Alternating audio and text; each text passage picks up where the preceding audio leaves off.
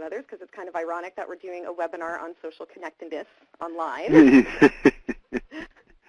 Yeah. But it's just a great way for all of us to be able to connect and share ideas when we're all working on a very similar topic, but yet in our own respective communities.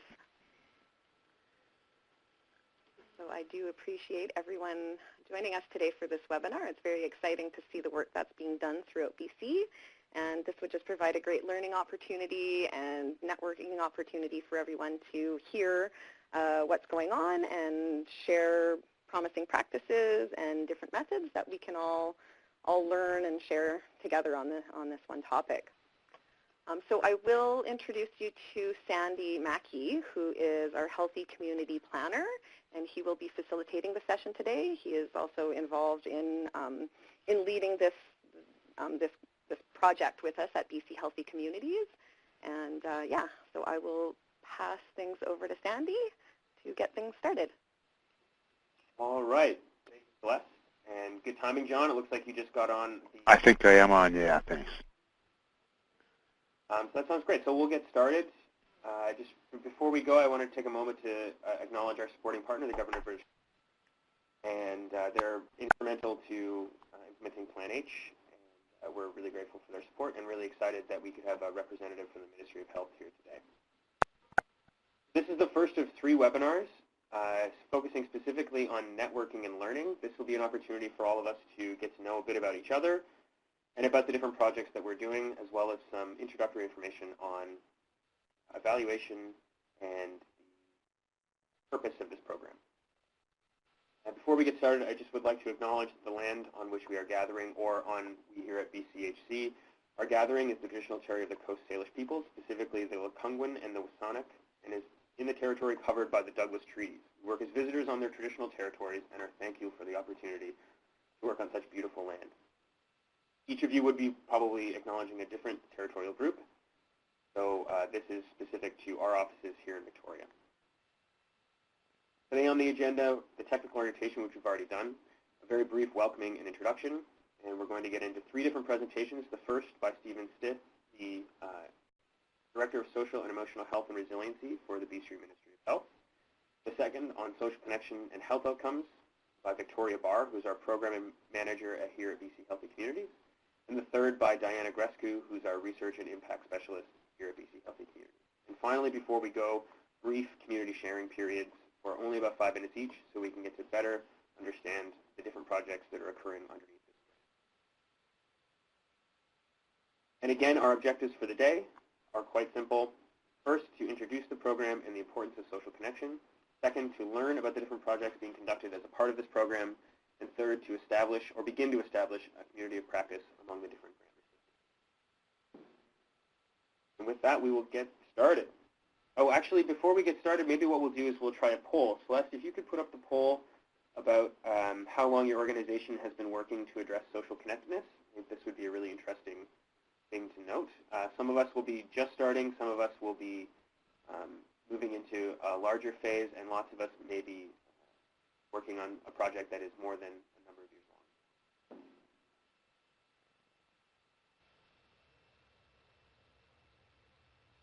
So it looks like we have a pretty evenly split group.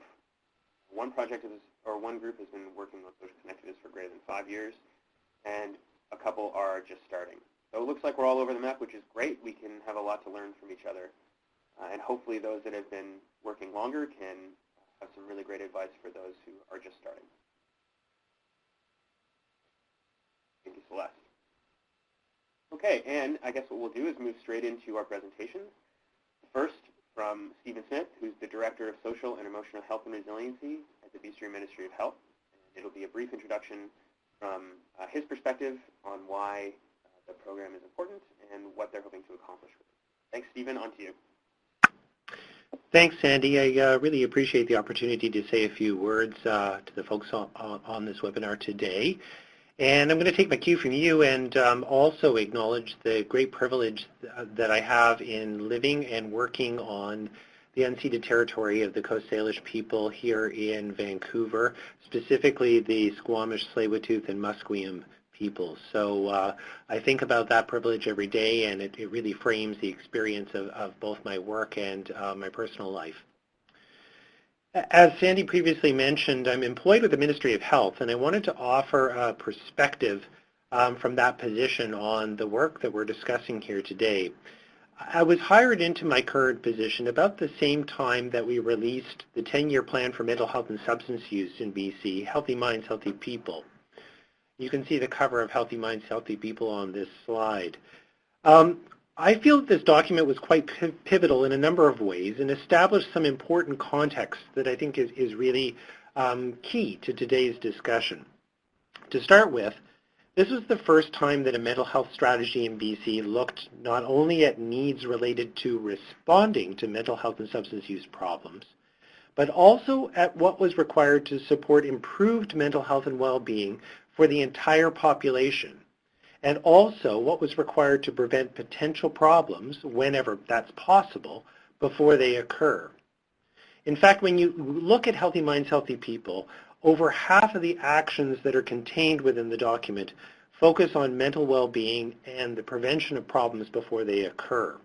So it's a significant emphasis focused on prevention and health promotion. Also, as a cross-government plan, Healthy Minds, Healthy People brought, for the first time to a mental health and substance use strategy, a multi-sectoral approach and perspective. This is one that acknowledges that opportunities to positively influence mental health and substance use exist not only within the formal health system, but across multiple public and other systems. So it's really a multidisciplinary, multi-sectoral kind of approach that we've reflected in the document.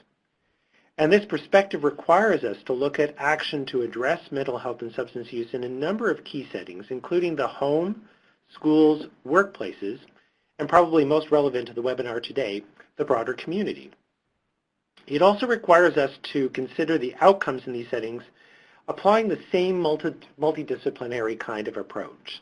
So in other words, we'd be looking to support action that has demonstrated positive impact as it relates to mental health and substance use, treatment and care in the healthcare system, but also to factors relevant to the sector that we're working with in question. So what's relevant in the context of homes and the sectors that intersect there, what's relevant in the context of schools and the sectors that intersect there, and again, relevant to our discussion today, what's most relevant to the sectors that intersect in the context of community.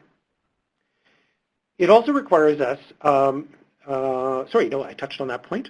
And then I think to illustrate this final point about looking at the outcomes across multiple sectors, I thought I would share with you some of the reasons why we've chosen to apply a focus on social connectedness and to the work with BC Healthy Communities and PlanH on this call. So if we can move to the next slide, please. Great. I think it's fair to say that we all know mental health can be negatively influenced by a range of risk factors, which can be social, genetic, or environmental in nature, or have to do with family and cultural context. What is less widely known is that mental health is also positively influenced by a number of protective factors. Probably not news to folks that are on this call, but not well known in terms of broader public understanding. And that when we think about protective factors, there's an equally broad range of these factors, and social connectedness in the context of that broad range stands out as one of the few that have a prominent and far-reaching kind of impact. So we have a real interest in social connectedness because of how prominently it figures within the literature around protective influences. A considerable body of evidence shows that strong social networks and connections correspond with significant increases in mental well-being. The evidence also points to benefits related to improved physical health. So we're not only achieving good outcomes related to mental health, but to physical health as well when we talk about social connectedness. For example, a specific study illustrated that in neighborhoods where adults are connected to and talk to each other, children show increased mental and physical health, so improvements in both of those domains.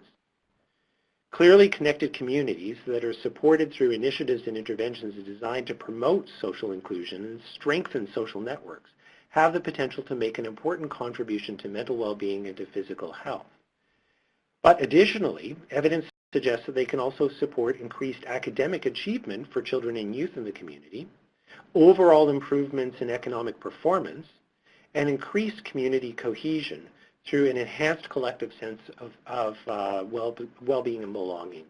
So again, these are outcomes that we wouldn't be pointing to immediately in the health sector, but clearly have importance and relevance in the context of the whole range of folks that are working in settings like communities.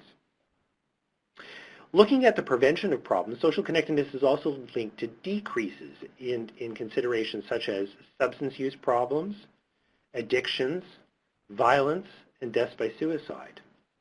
An individual's social context heavily influences their capacity to develop and flourish. So feeling part of a community is an important social factor for well-being for all individuals, and particularly for those who might be vulnerable to future health and social problems, and in particular, health and social problems that we can prevent from occurring in the first place. Let's move to the last slide, my slides. So reflecting back on our provincial policy context and taking into consideration the many and varied positive outcomes associated with social connectedness, it is likely clear why we're so interested in supporting this work at the community level. While we anticipate that our relatively new provincial government will be moving forward very soon with the development of a new mental health and substance use strategy for BC that will supersede Healthy Minds, Healthy People, we're confident that the emphasis on multi-sector action and efforts to promote well-being for all British Columbians will remain front and center in work to develop this new strategy. Our new government sees the value, the important value of focusing on these factors, these important protective factors like social connectedness and multi-sector action. We've greatly appreciated the leadership related to this issue demonstrated by BC Healthy Communities through PlanH. And we've collaborated with them from the development of the PlanH Action Guide on Social Connectedness, which you can see on the slide here, through to this granting cycle in order to help support municipalities interested in this work. So we're really delighted to be part of the webinar today and look forward to hearing more about your plans and activities as you're moving your work forward at a local level. And I'm going to leave it at that. Thanks very much. Great, thank you, Stephen. That's perfect. It was really wonderful to have the ministry's perspective during this webinar, and I think it's something we'll try to bring into the webinars moving forward and any other events that we're hosting. So next presenting is Victoria Barr, who's our program manager here at BC Healthy Communities. Okay, thank you, Sandy. Advance. Okay, so actually it's beautiful what you just said, Stephen, because I'm just going to sort of follow up on that and tell you a little bit more about some of the connections that we're learning from this awesome, really cool and very dynamic research area that might help to shape your programs that you're involved with throughout BC. So just so a quick sense of who I am, I'm program manager. So at BC Healthy Communities, so I oversee the PlanH program and other stuff too. So anyway.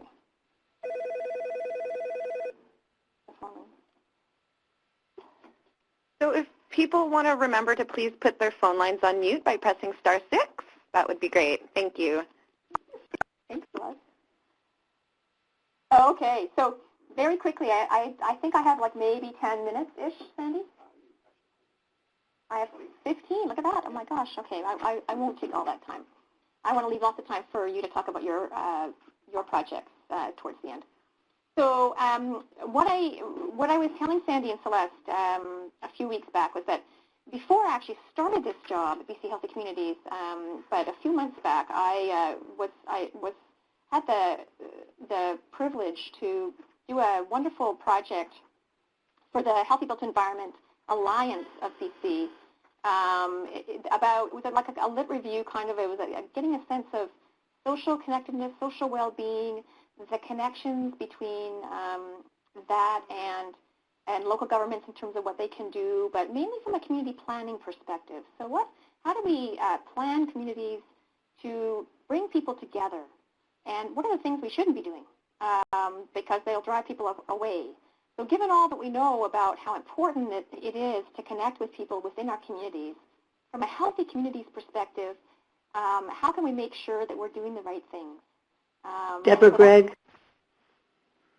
That's kind of what my work was in terms of this review, and it was actually for the Healthy Built Environment Linkages Toolkit. I don't know if any of you are aware of that, but that's a wonderful resource that tells that it's sort of a guide for local government planners to give them a sense of what the evidence is suggesting would be wonderful practices and policies to move forward to create environments and cities and communities that are as healthy as possible. Okay, so given all that, I'm going to do three main things. I'm going to review the links of social connectedness and health, building again on what Stephen just told you, but from a broader sort of more community perspective. Also, think about other co-benefits to improving social connectedness. So this is because there's so many different factors of what we do in healthy communities work are linked or are connected to each other. It's a bit of a web in terms of how things happen out there in the real world. What are the co-benefits of this work that you're doing?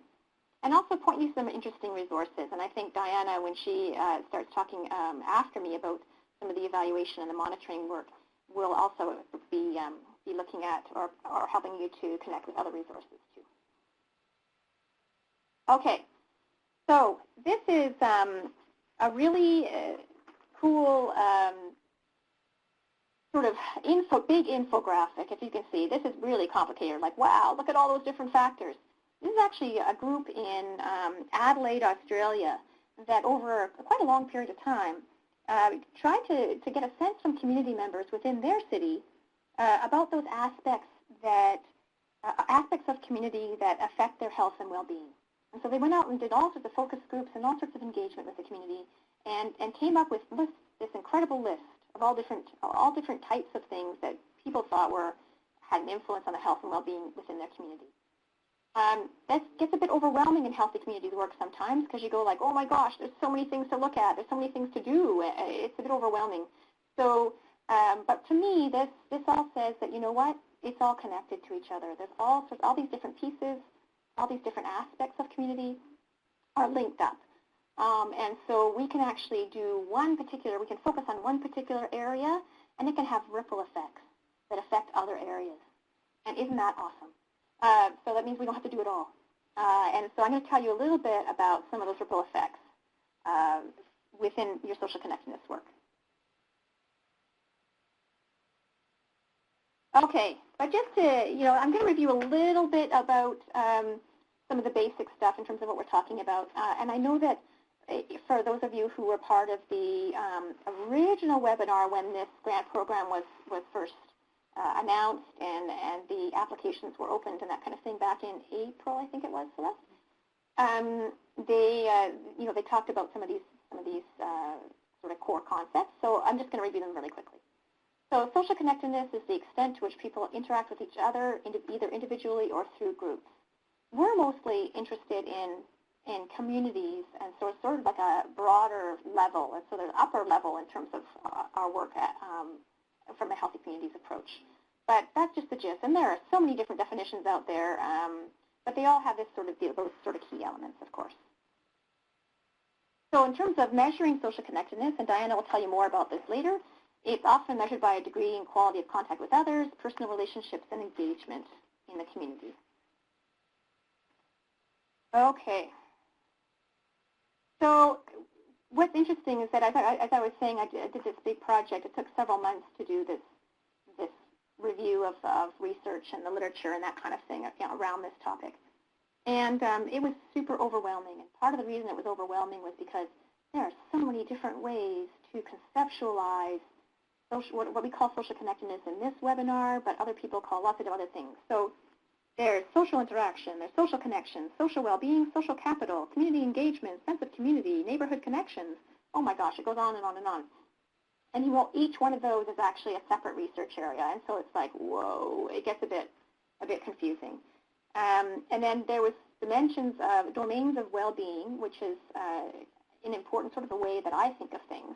But then there's things like physical health, mental health, And then there's happiness, all sorts of different ways to look at sort of the outcomes of this, so the ultimate outcome of improving well-being among people. To me, the bullets that you see here on this slide, trust, diversity of friendships, political participation, community leadership, giving and volunteering, social inclusion and exclusion, those to me are some of the key elements that I saw when I looked at all this research, because as I said, it was really complex. And so I was trying to draw out the most pertinent stuff to our work at the local level, and especially what's most relevant for local governments. Okay, so I don't know, this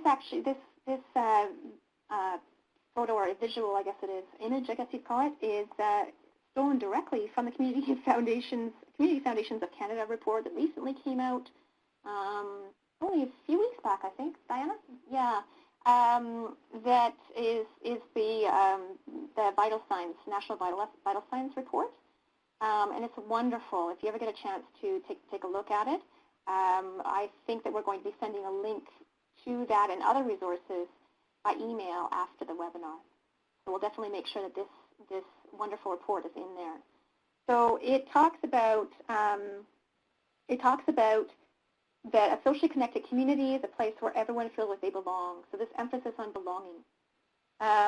And a socially connected community requires spaces and events for people to gather, create new friendships, and contribute to community through volunteering.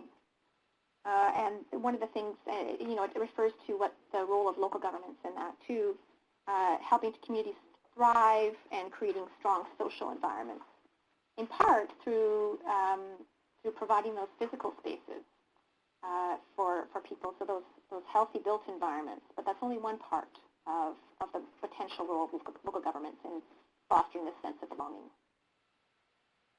So again, another resource just to sort of highlight, this is a wonderful group in the UK that put together this terrific document. It's called Mental Capital and Wellbeing.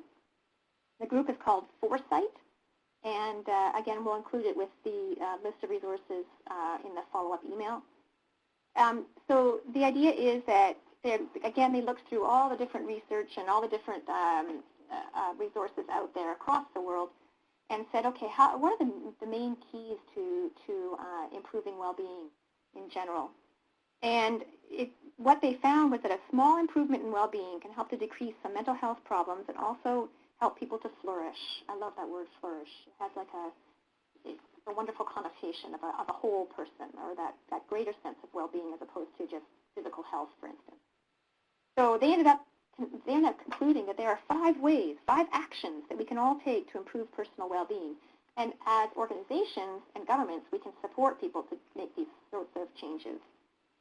They are connect, be active, take notice, keep learning, and give. And it's no surprise that connect is the first one. Okay, again, just sort of reviewing a little bit of what you got for those of you who participated in the April webinar. This is work from Emma Sapala, and we will put a link to her website. I found her website really useful and very informative, but she's got all sorts of resources there with these really cool infographics about how social connectedness is connected and linked to all sorts of health outcomes, but also mental health and this sense of well-being and happiness that I talked about. So it's pretty persuasive stuff. And again, this is all really up-to-date stuff. This is this research area has been going on for a while, but it just exploded over the last 5 years, I think. So it's great to have the connection to this kind of thing because it gives us a sense of what that this work is super important and the effects it can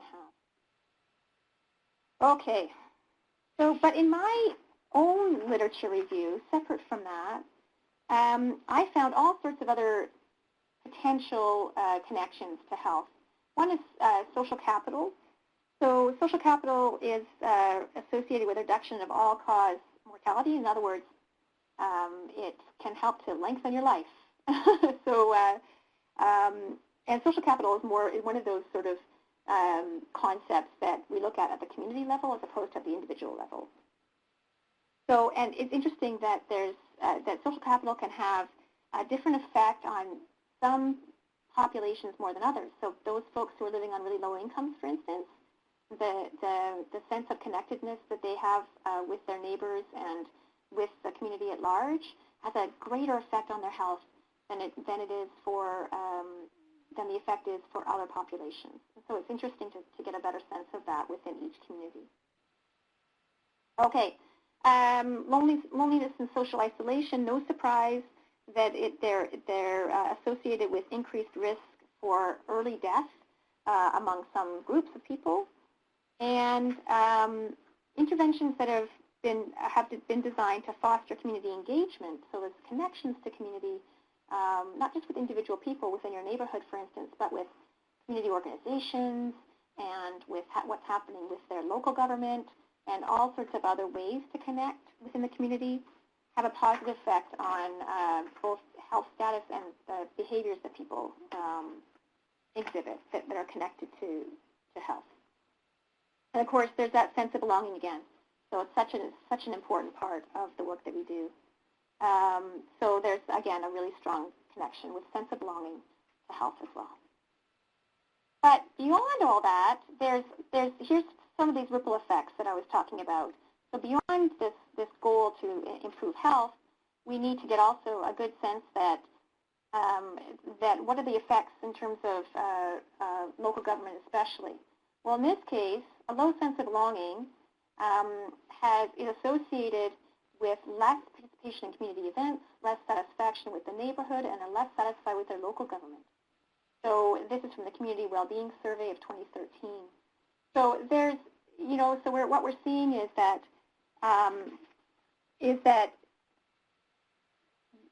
people are less likely, and especially over time, this has actually been going down in terms of people's connection, sense of belonging, that can have an effect on how much they get involved within what's happening in their local government and what's happening within their own communities.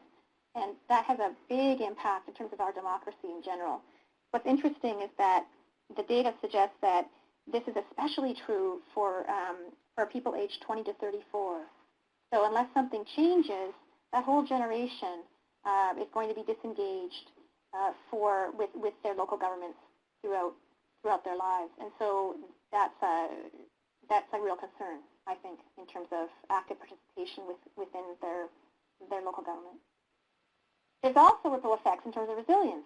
So this kind of work, community connectedness, social connectedness, can have a big impact on the resilience of a community, which is important because, if we have a strong sense of resilience within each community, then that community is able to adapt and cope well with challenges and emergencies and things like that. So there's lots of different definitions, of course, of resilience, but this ability to sort of bounce back when things get tough. This is really an important part of when we think about our planning for emergency preparedness and a lot of other economic development issues, things that are often linked to resilience. This bringing people together process is so important as part of that. Okay, also, there are connections in terms of economic development. So there's some really interesting stuff that says that, this sort of sense of community, this strong social capital, these networks that we're trying to build can have a big impact on the economic success and the ability of that particular community to flourish economically, and vice versa. So there are common synergies in the sense that if you build social connectedness, yes, you're going to have a stronger sense of economic development or economic status or that ability of the strength of the economy in that region. But it's also the opposite as well. So it's kind of a bit of a circle in a sense that if there are challenges in terms of economics within the community, that's going to have an effect on social connectedness too. So it just gives you some more sense of some of the ripple effects. So I've only got a couple minutes left, but just to give you a bit of sense of what we're looking at in terms of community planning. So how can community planning bring people together and help to build that social well-being, that social connectedness that we know is really important? Well, there are lots of ways, and these are the 6 ways that I found when I was doing my research work. The first is design communities and streets for walking and cycling, not just driving. That just makes common sense. People get out of their cars, they're more likely to connect with each other. Transform public spaces into healthy, sociable places for all. So having creating those spaces that are safe, that are beautiful, that are well-maintained, that people feel welcome. And that's actually way harder than it looks because there's all sorts of design issues that you have to be thinking about too. But having a place where people to gather is so, so important. Ensure that all members of the community can access important services through walking, cycling, or public transit. Again, having access to services and getting out of your house and being able to connect with what's happening in your neighborhood and do that in a way that is easy and accessible in terms of cost and things like that too. None of this is rocket science, of course, but it's just nice to know that we have the research to back it up. Protect environmental health so all residents have better access to green space. You wouldn't believe the strength of the connections there. Wow, even a single tree can make a big difference in terms of bringing people together. And each tree is super valuable because of that. But just green spaces, even if they're small, but as long as they're well maintained and inviting for people and they feel safe for people, then people will use those spaces to connect with their neighbors and with others in the community. Some specific community scale projects like school gardens or community gardens also have a wonderful effect of bringing people together and involving community members in the planning process. So that's also important in terms of the process of planning and really reaching out to all sorts of different types of populations within the community, like children and youth, people living on low incomes, or people with diverse abilities, and doing that very intentional reaching out process. Okay, that'd be it. How do I do for time, Sandy? You were dead on, Victoria. Perfect. Thank you. So thank you very much, Victoria. That was great. As a planner, I'm especially interested in how good planning practice and good public health policy align. So that's a really exciting place to look at social connectedness as a way to activate that intersection. Moving on, when we sent out our first email about this webinar, one of the things we got back is people wanted to learn more about how to evaluate their social connectedness projects. With that in mind, we tasked Diana Grescu, who's our Research and Impact Specialist here at BC Healthy Communities, with creating a brief introduction to evaluation that we can share with you all today. So, Diana, if you want to take it away. Thanks, Sandy. Hello, everyone, and welcome to the evaluation component of this webinar. I'm really excited to be here today. So I wanted to give everyone an overview of the agenda for this section. So I'm going to be looking at the grant purpose for cultivating connections, as well as our report timelines, the importance of evaluation, the different types of evaluation questions we can ask and the information we can get from those questions, our data collection methods, the summary of current grant projects, the importance of establishing baselines, as well as some interesting and potentially useful evaluation tools and resources.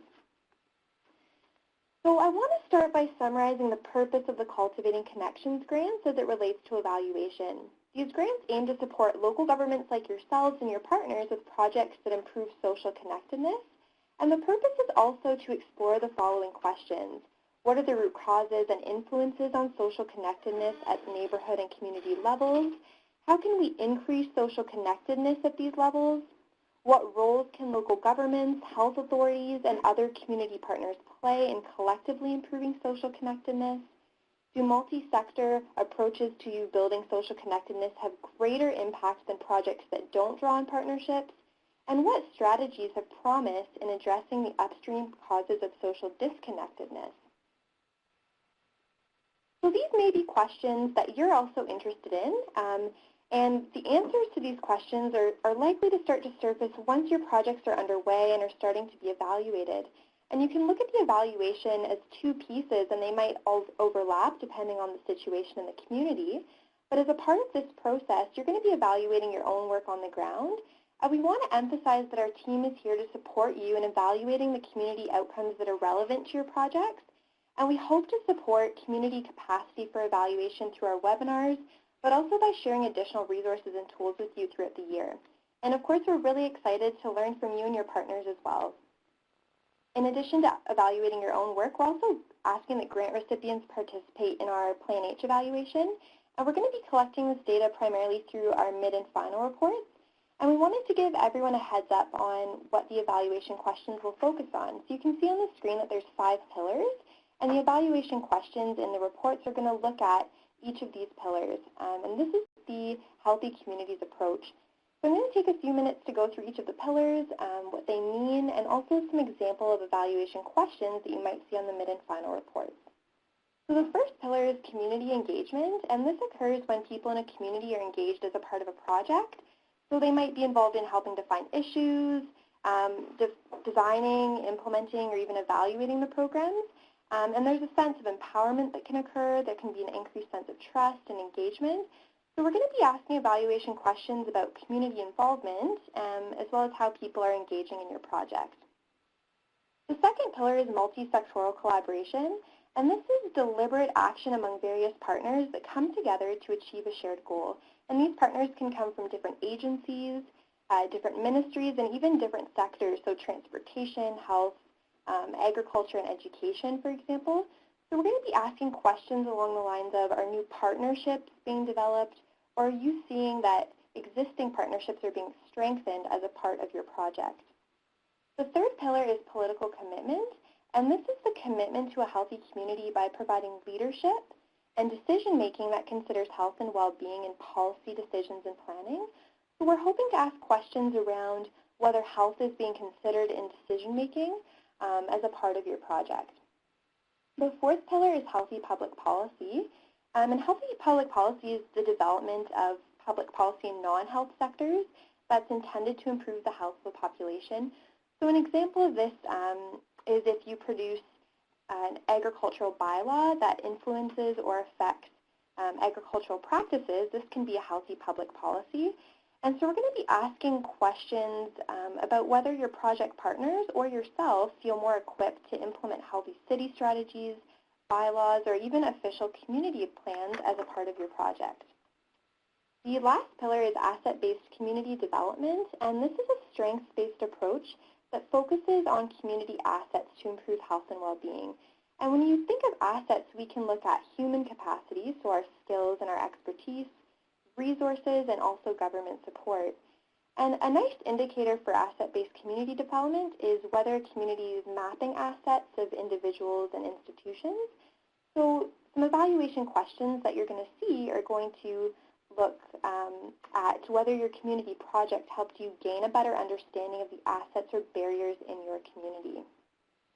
And we're definitely going to try to keep these mid and final reports as short as possible. We know everyone's really busy, but we do appreciate you taking the time to complete them thoroughly because they do provide us with really useful information so we can understand what outcomes are occurring in the funded communities, but also how to make the grant programs more effective for communities in the future.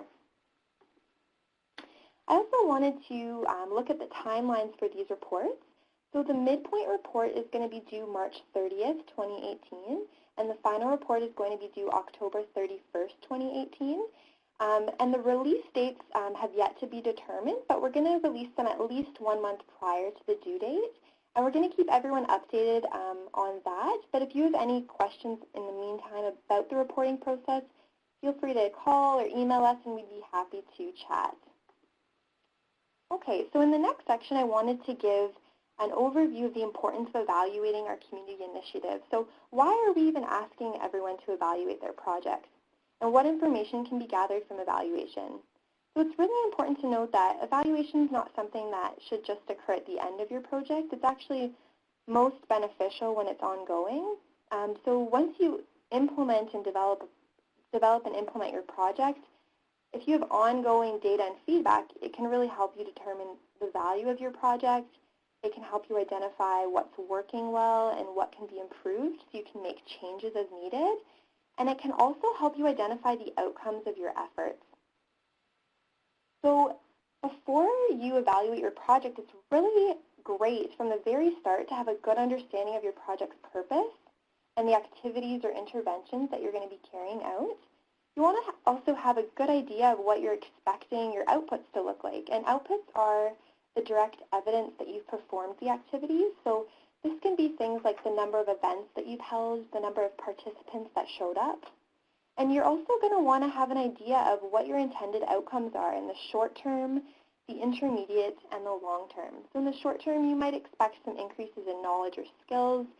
In the intermediate term, you might see some changes in community programs or policies.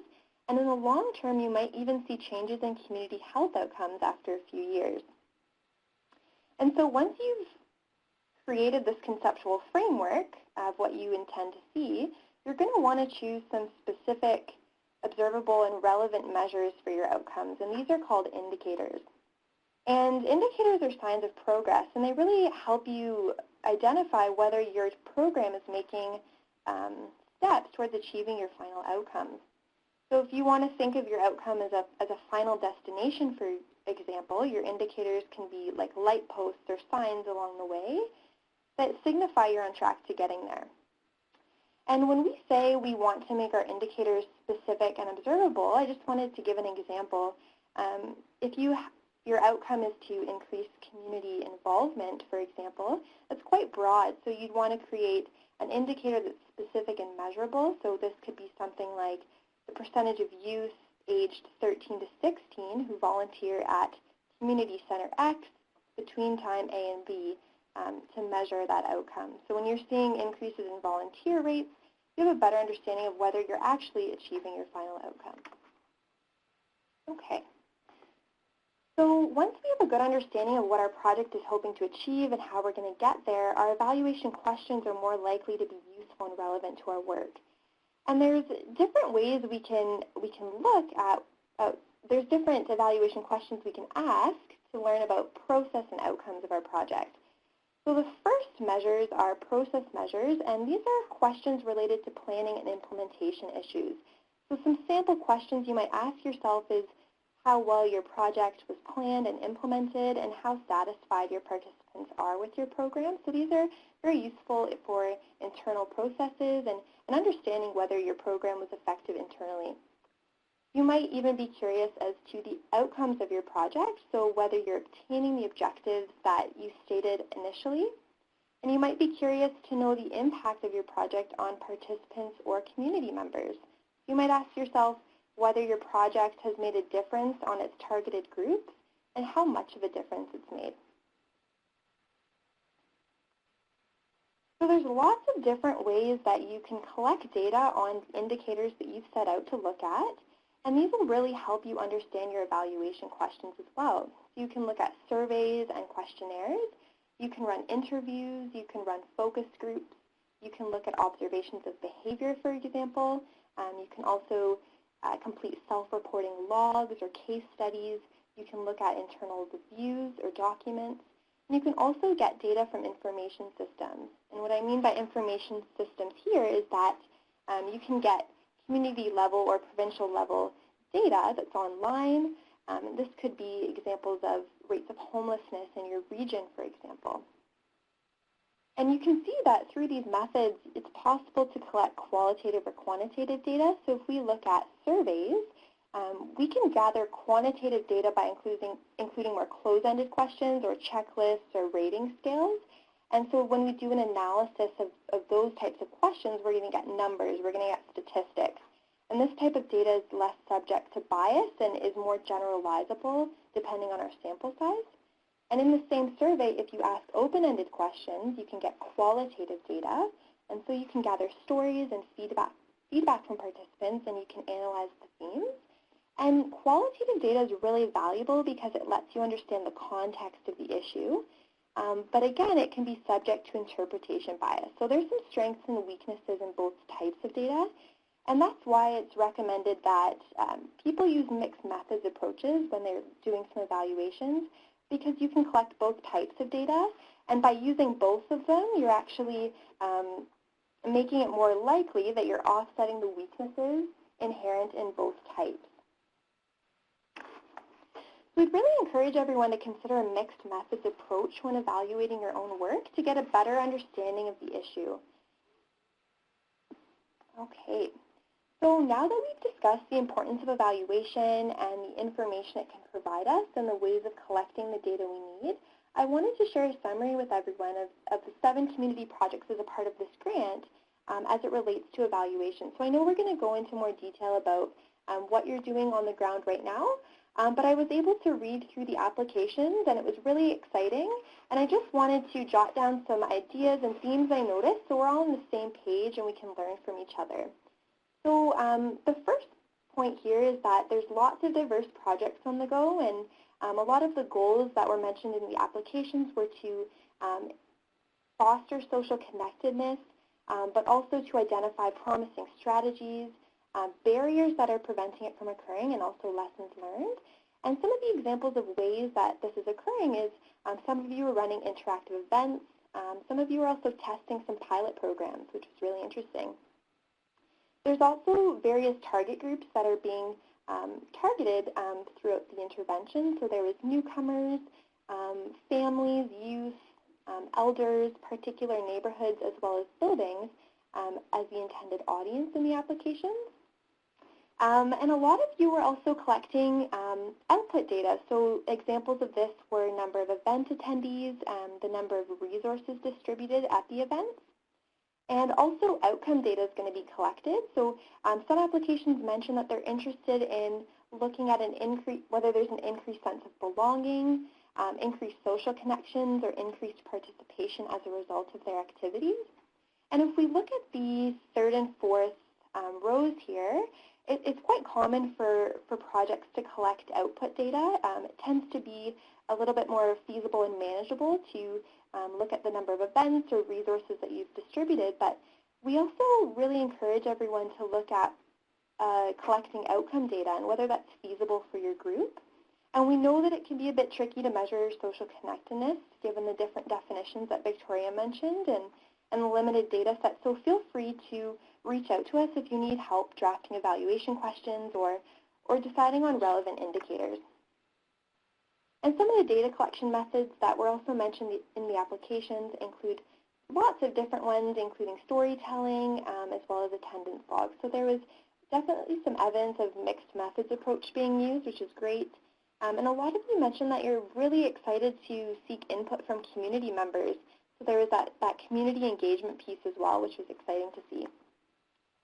So I also wanted to bring up the importance of baselines because a common theme, as everyone saw on the previous slide, was that a lot of projects are measuring an increase in something, such as an increase in participation or an increase in a sense of belonging. And it's really important to have that baseline so you can measure your post and your pre-data to see if there's any changes that occur, and you can follow the trends and see what's occurring there. And baseline measures are really helpful in telling us if you're using ineffective methods. For example, if your trend is staying the same, you might want to reconsider the methods you're using, or it might be that you need more time to see changes from your intervention. So here are some tips for developing a baseline. You'd ideally want to start before your project begins. Again, you want to identify objectives and outcomes and indicators so that you're actually measuring what you intend to do. And you want to pick indicators that are measurable and relevant, so that's what we discussed earlier. And something that's really helpful to ask yourself is where you're starting at. Do you have existing data for your baseline, or are you going to have to collect it yourself? And when we think of baselines, we usually think of needing to have provincial level data that's been collected rigorously, and of course that's amazing if you have access to it, but usually for micro-scale projects or for smaller projects, you're going to have to collect it on your own. And so I've just given an example of a way to collect baseline data for internal purposes or for your own project, and it can be as simple as creating a pre-post survey question.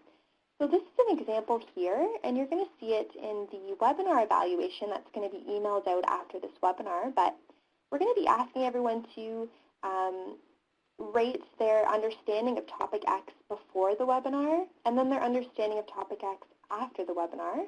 And this is an example of seeing whether the intervention was beneficial and whether improved understanding did occur because of the webinar. So that's just one example that you can use if you're struggling with limited data. Okay, so for these next slides, I've also included some links to resources on community data sets for social health in BC, as well as indicators that are being used to measure social connectedness, and also some more information on how to establish baseline measures. And I won't go into detail here, but we're going to be sending out an email with these links, and I'm also going to include some brief descriptions of what you can get from these documents, just so that they're easier to read and you can better understand what indicators are out there for social connectedness. So again, that's going to be sent out to you after the webinar. And I just want to thank everyone so much for attending this webinar, and it was really exciting to be here. So thank you very much. Thanks, Diana. I know that I learn a lot working with you every day. I think evaluation is a really important part of what I do as a healthy community planner, and hopefully everyone in this Social Connectedness grant program will have a lot of questions for you, because I know it's a really complicated part about implementing a project. So moving along, we want to get to community sharing. And I don't know if we have everyone here today, but I do know that we have Laura and Faye from Tofino, so maybe we'll let them start with a brief introduction on the Tofino project. Just a reminder that before you start, you may want to press *6 to unmute your phone. Hi everyone, thanks. My name's Laura. I work for the District of Tofino as a recreation programmer, and I'm here with Faye Mazar, who works for our local Clay Co-op Biosphere Trust as a program coordinator. So our project is called the West Coast Community Connections Youth Grants. It's a funding opportunity for youth-led or youth-focused programs or events that encourage social connections between youth on the West Coast. This project is a partnership between the District of Tofino, the Clay Co-op Biosphere Trust, West Coast Community Resource Society, Taloquiet First Nation, the Coastal Family Resource Society, and PlanH. We are currently advertising funding opportunities to local youth and youth groups using a poster that was created by a local Newtown youth, which you'll see on your screens. He did all the artwork, and yeah, we're pretty excited about the poster that he created for us. So far, we've hosted a youth workers meeting that connected youth workers on the West Coast and allowed us to develop funding criteria and the application process. We've also struck a funding committee who will decide where grants are distributed, and we've kind of decided to place our priority on youth-led projects and projects that connect youth across cultures and communities. The West Coast is made up of a number of different First Nations and communities, either connected or located offshore, or we're just a very diverse region. So we really want to support projects that bring together all the different communities and tries to share, just connect our youth around the region. We kind of focused on youth because we felt that this is an area that has been overlooked on our West Coast. So, and it's through our vital signs report, it's been identified as an area where we need to focus more of our resources. Some of the projects, or some of the projects who have shown interest in applying for our funds include the Friends of Kwikwa Sound. They have a youth Earth Keepers project that they want to start up. There's also a youth-led hiking group, Newtown Medicine and Craft Workshop, and Surfrider wants to develop a youth chapter. So we haven't funded any of these groups, but they have expressed an interest in participating in our program. Faye, did you want to add anything else? No, like our main goal is to connect youth across the communities in our region, as well as the youth workers, to get the youth workers that work in each community working together across the region, because we have small populations in each community.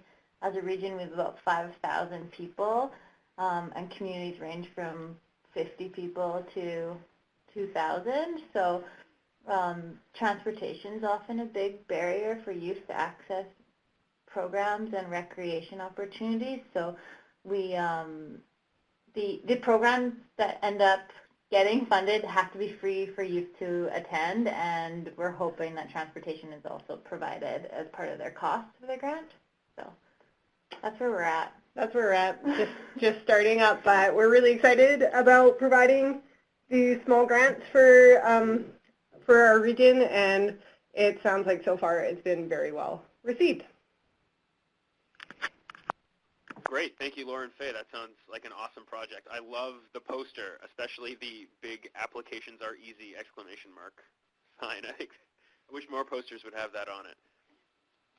So moving on, we have David and Brandy from Surrey. Can everyone hear me? Oh, well, I guess you can't answer because people are muted. I assume you can hear me. Hello, I'm David, and Brandy here from Surrey.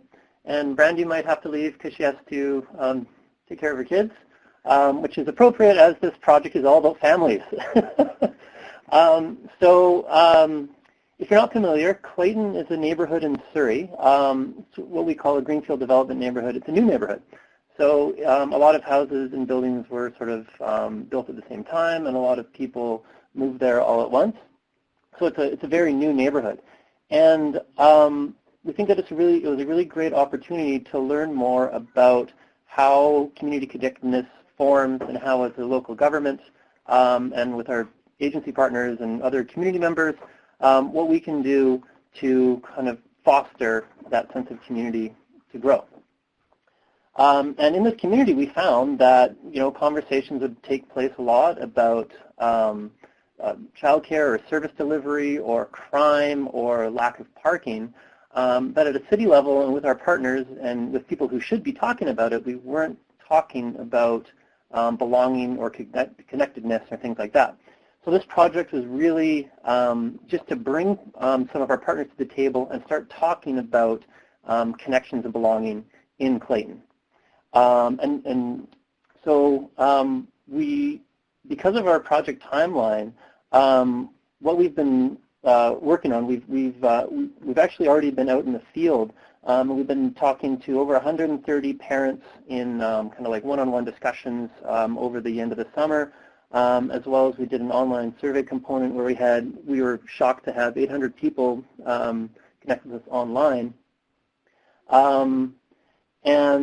It's been really exciting because it's beginning to unearth different ways of thinking about the community than I think that we're used to, and challenging us to think about, even when we do service delivery, how we do service delivery and whatnot. And I should mention our partners in this project so far are, I guess, institutions such as Fraser Health, school districts, some of the partnerships that exist around children's partnerships, as well as nonprofits, including Option Services Community Society and others, as well as business leaders have been involved, and the church as well. So we've been really trying to bring together kind of like a good mix of people who are active or in the community in some capacity. So we've been compiling some of our initial kind of like I guess findings and some of the key themes that have emerged, and what we're looking at now is how do we start to engage with people on the ground and use what we found as a starting point to a more informed discussion. And this is where we're getting really excited about how we're able to connect with actual parents and families in the community who have been involved, but in a more meaningful capacity. So we're working with people in the community to figure out what is the best way to do that. So that's kind of where we're at. Great, thanks, David. I think we're all really looking forward to learning a bit more about how you managed to get 800 people to answer your survey. That's fantastic. All right. That one of our is there anyone on the line from the Okanagan Indian Band? Okay, I don't think there is, but I will tell you that I know they are preparing to offer 10 full days of cultural activities, including morning sweats, scraping hides, tanning hides, canoe carving, paddling those recently carved canoes, and harvesting, along with fishing in Osoyoos Lake and a traditional food feast in March and April. And finally, they're offering a baby welcoming ceremony and celebration. So lots of great-sounding community events through the Okanagan Indian Band. And next, is there anyone on the line from the City of New Westminster?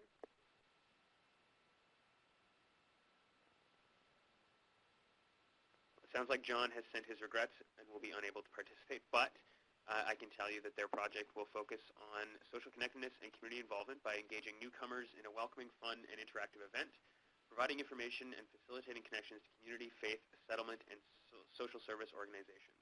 They will also be promoting membership and volunteer opportunities and identifying and addressing barriers in accessing city facilities, infrastructure, and services. Next up, I know that John is here from the City of Nanaimo, so I'll let John take it away.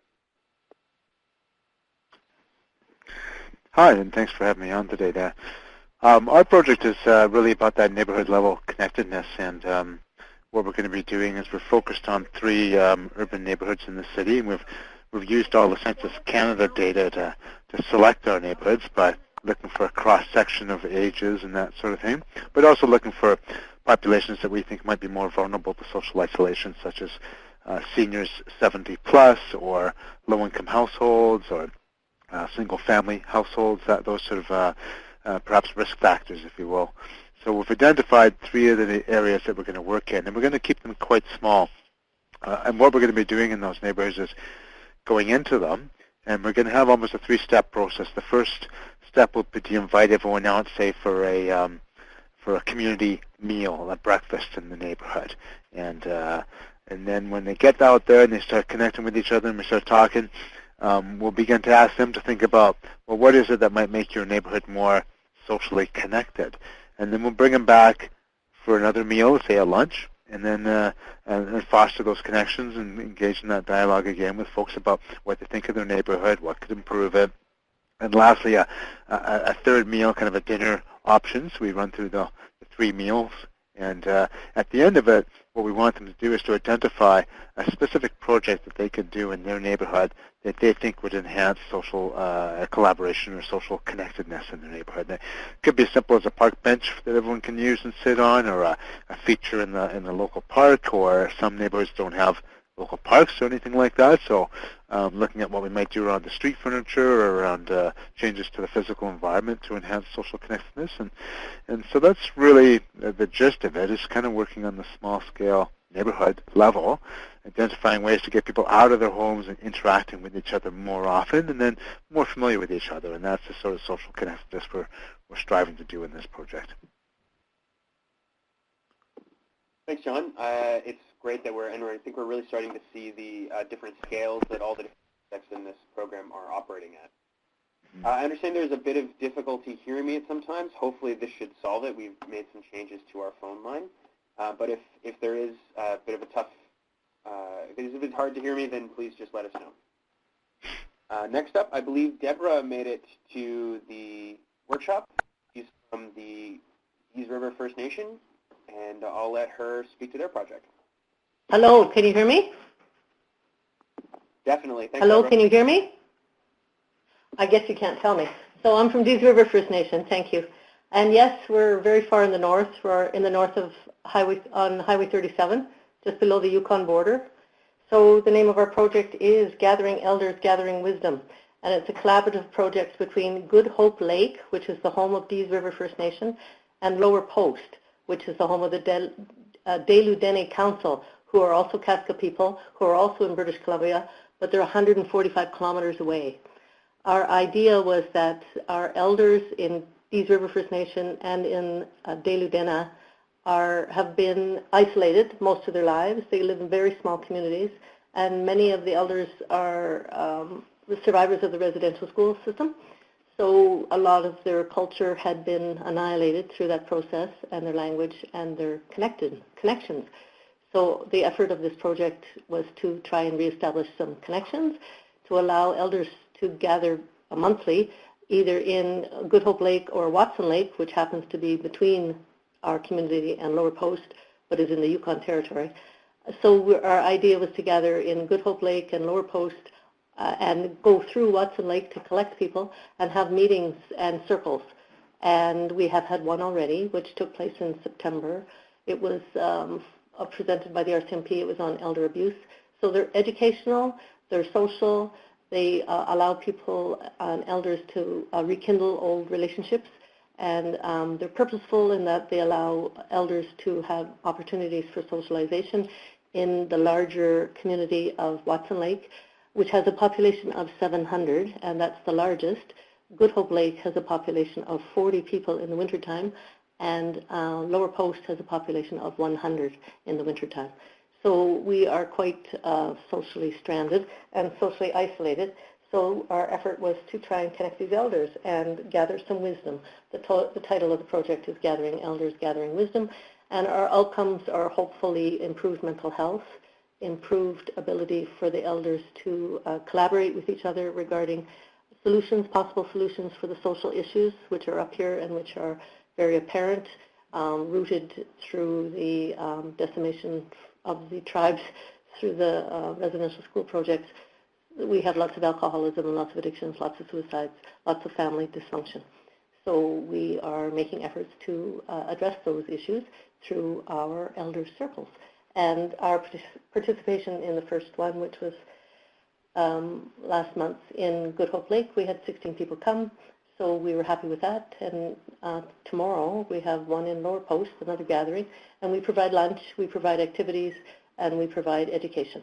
So that's our project. And we're very much appreciative of the opportunity through the granting of this project through Healthy Communities.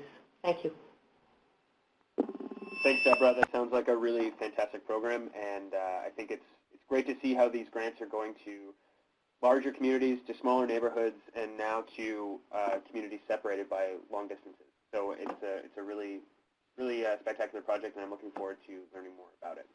And lastly, we have from Vancouver, I believe Aileen is here. Take it away, Aileen. Hi, everyone. This is Eileen Tabakobi calling, and I'm sitting in for Kelty Craig from the City of Vancouver. She was not feeling well today, so I'm hoping to share our project with you. It's been a pleasure hearing from everybody else and the great projects they're working on.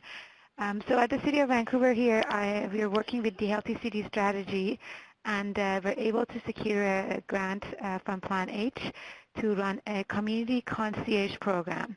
So basically, this project has come up from some of the work that has been done looking at social isolation in Vancouver and people who are living in isolation, but also the research that the Vancouver Foundation has come up with that showed more people are living in high-rises, and people who are living in high-rises are suffering from more of a social isolation and less connections with their neighbors. So we also did a project looking at friendly buildings in Vancouver and looked at, the hard design elements that could connect neighbors, but also soft programs or cultures or other policies within a building that can create that kind of sociability. And that research kind of showed that as well as design elements, having some sort of program or community animator, connector, or a concierge can actually have a great impact of increasing connectivity with neighbors. So based on that work, we got this grant to run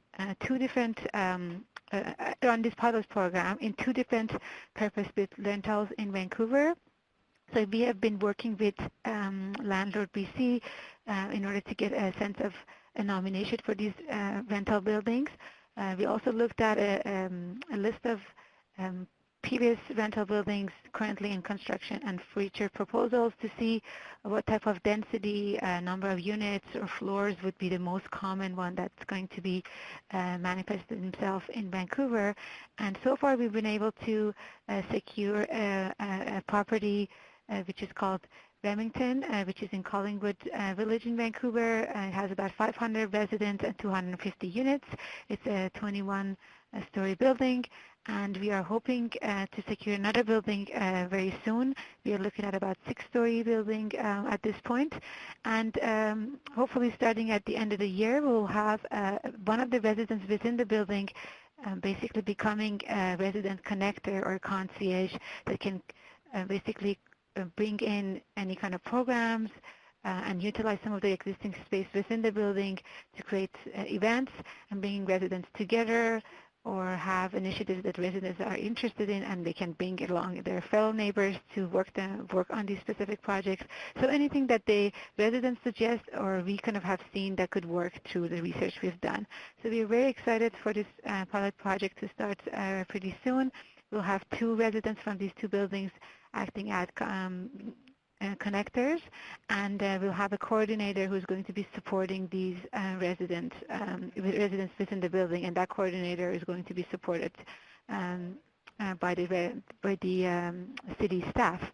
And it was great to hear about the evaluation criteria, because we're trying to kind of assess the state of the building before the pilot project to see if there's existing connections within the building, why or not, what kind of spaces do we have, and to kind of measure the impact of this pilot project within a year and see what has worked, and hopefully have some learnings that we can use to replicate a similar model in other buildings in Vancouver. Yeah, great. Thank you so much for your time, and yeah, this is the end of my presentation. Thanks, Aileen. That sounds really great. From Dease River with 150 kilometers to cover to Vancouver with a spatial scale of 1 building. It's a really interesting comparison. So that about does it for us and for this presentation. I appreciate that this is not the best way to facilitate a question and answer session, but myself, Celeste, Diana, and Victoria are all still here and on the line. So if anyone does have any questions for any of the 4 of us, this would be a great time to ask them.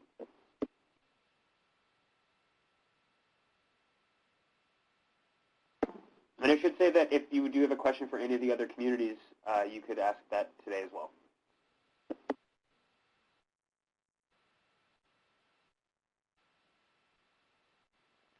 Hi, this is Eileen from the City of Vancouver.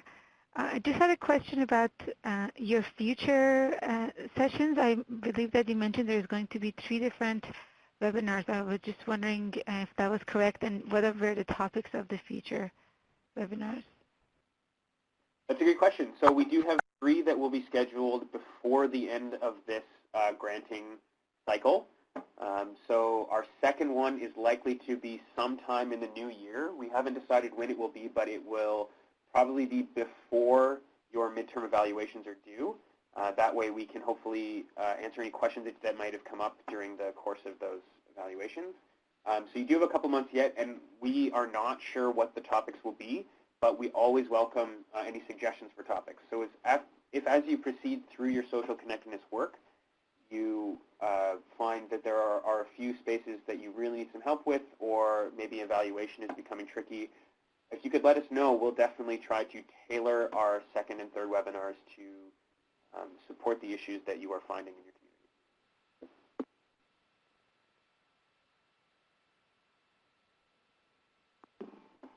Okay, if there aren't any further questions, then maybe what we'll do is finish up a couple of minutes early. I want to thank everyone for being here today and for taking the time to log on and brave the technical chaos that is a webinar.